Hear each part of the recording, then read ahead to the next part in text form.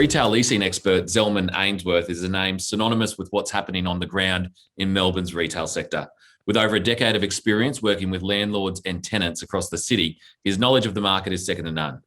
He also doubles as the host of APTV, his own online channel, dedicated to understanding the key issues facing retail properties' leading figures. He joins us today to provide a health check of Melbourne's CBD retail market. Thanks for joining us on the Urban Developer, Zelman.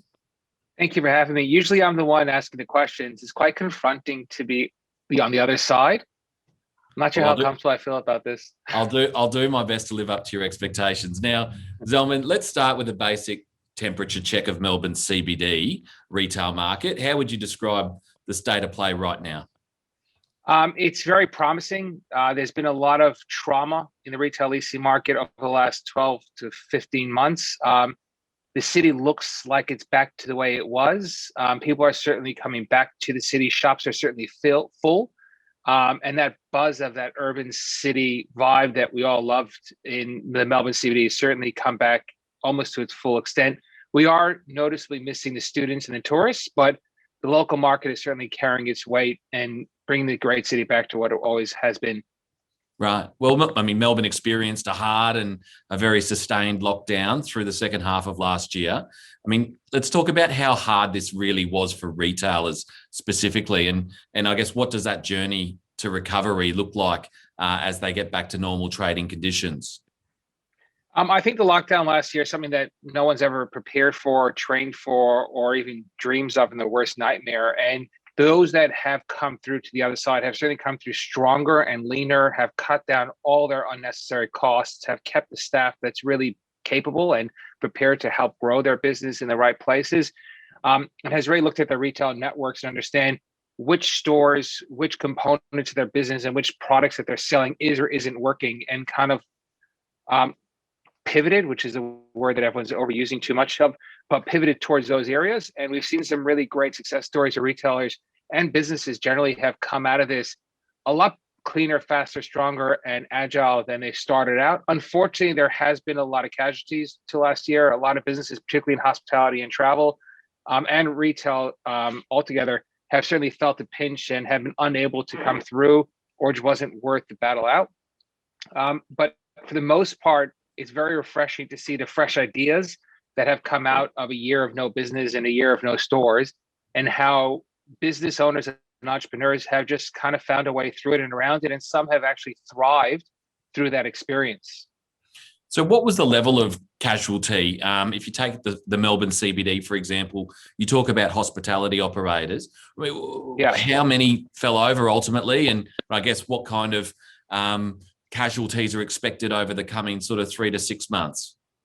Yeah, so it's hard to really say a number because I don't think that number is known, and I think we haven't really seen the effects of it just yet.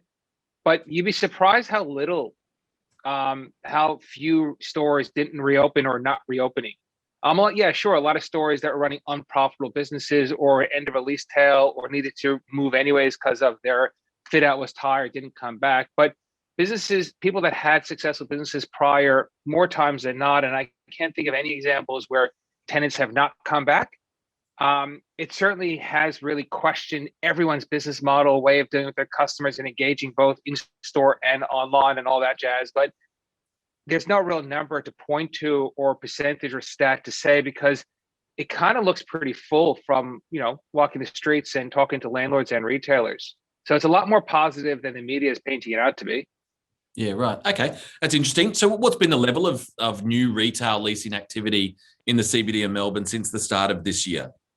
It's been good, but one thing you have to understand is that it takes between probably 3 to 9 months for a leasing deal to start from beginning to end.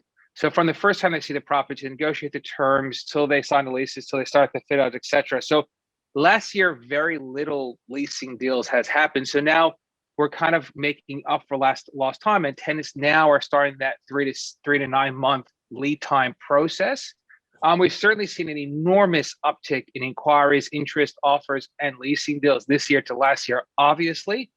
But there's been quite a few tenants that have looked at opportunities to relocate at discounted prices or get properties that never been available to them before, or even look at purchasing properties that they've been unable to afford to before. So we have seen that sort of catch up happening pretty fast. We are not seeing many openings happening the first half of this year, again, because the second half of last year, no one was looking. But now that those doors have reopened and I guess the floodgates to an extent has started, we're starting to see some pretty exciting new inquiries, both from local and even from international retailers who are looking back at Melbourne to see what the next 10 years look like for them. But as a whole, I don't think anyone doubts the sustainability of the Melbourne CBD or the Victorian retail market. It's just, yes, now we're in a softer period of time and they're probably going to be cautious and try to push out as close to 2022 as they can and not reopen this year if they can help it. But most retailers look at a 10-year business plan when looking at a property, or a 7-year business plan. And I mean, I've yet to meet someone to say that the city's never going to come back. I mean, that would be ridiculous. Yeah, absolutely. So what's this all mean for rents and the kind of rents that are being achieved in today's money? How negotiable, how open are landlords to get deals done right now? Yeah, most landlords are very focused on finding tenants not reaching rental levels that they've enjoyed in the past. Anyone to say that rents haven't come down, they're just lying to you. Rents have certainly come down.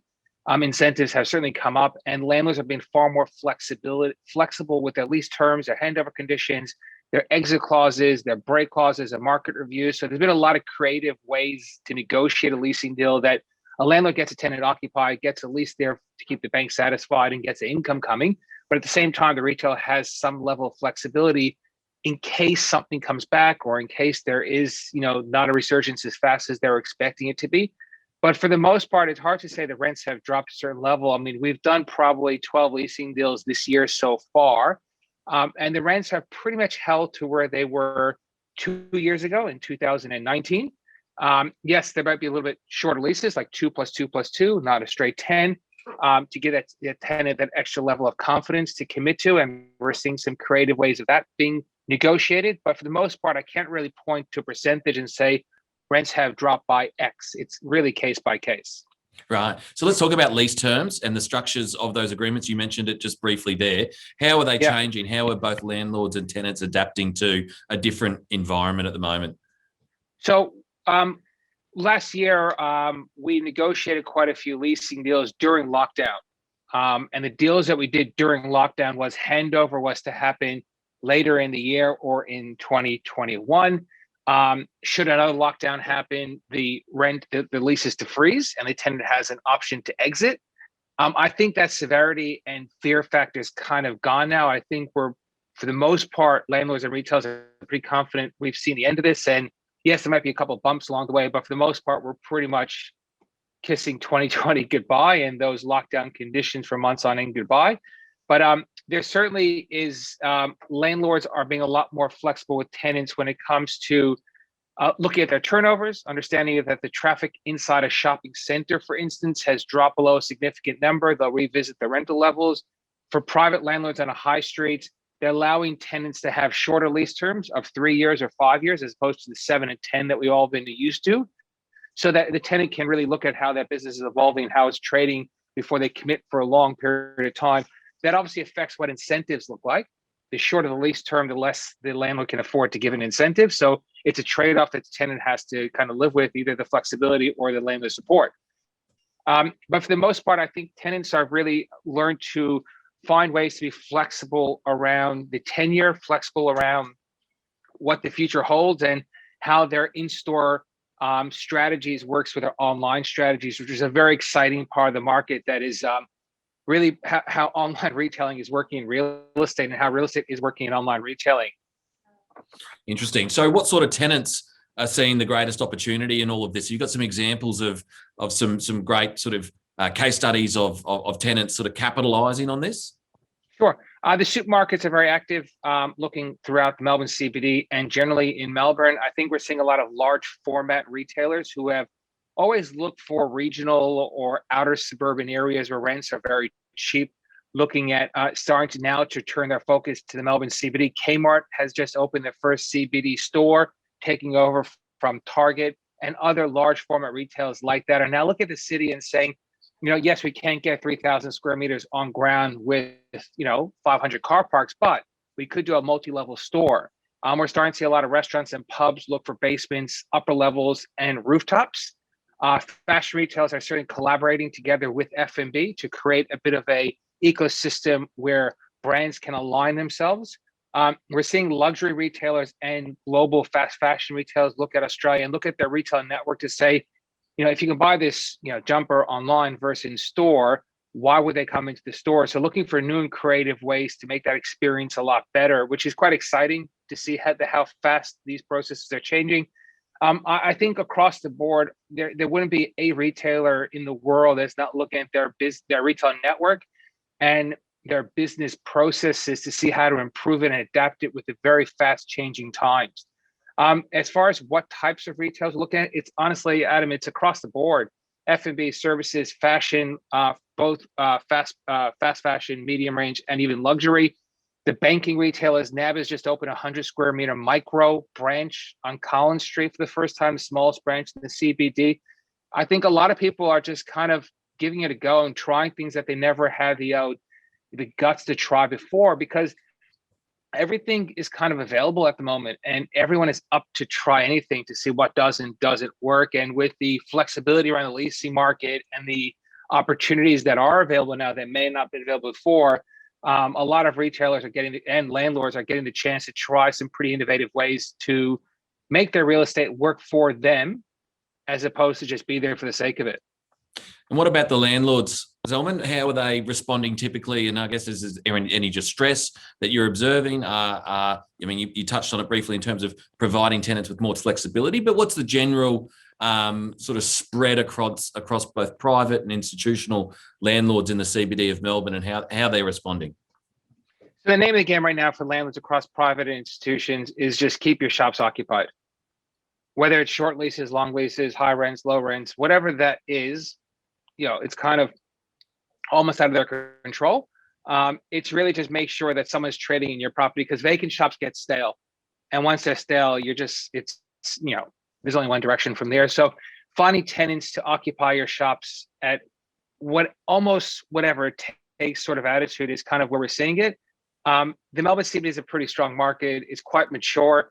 It's quite advanced. It's quite sophisticated, where there's different pockets of the city that have been created over decades of creative retailers and landlords working together to create precincts. The Melbourne CBD is like one big shopping center where you have your luxury, your F&B, your entertainment, your fast fashion, and so on and so forth. So I don't think we're starting from scratch. There's a heap of development coming on. There's some pretty exciting things happening, but I think for the most part, landlords' attitudes have shifted from record rents to focusing on minimizing vacancy. Fill it up, they say. And again, just finally, you meet many people through your online channel, APTV. Yeah. What are you learning about success in this industry? If they're passionate and they love what they do, they find amazing creative ways to do it. Is the consistent messaging I saw from everyone from the CEO of Charter Hall through to the owner of Readings Bookshop. If they love what they do, they'll find a cooler way to do it. And just finally, so the outlook for the next couple of years, I guess, do we return back to a normal, or is there a new normal, and is it completely different? Adam, it's only upwards from here. Okay, that's very agent of you. We like that. So thank you very much, Zelman, for tuning in, for giving us your insights into what's happening on the ground in Melbourne. We'll talk soon. Cheers. Thank you.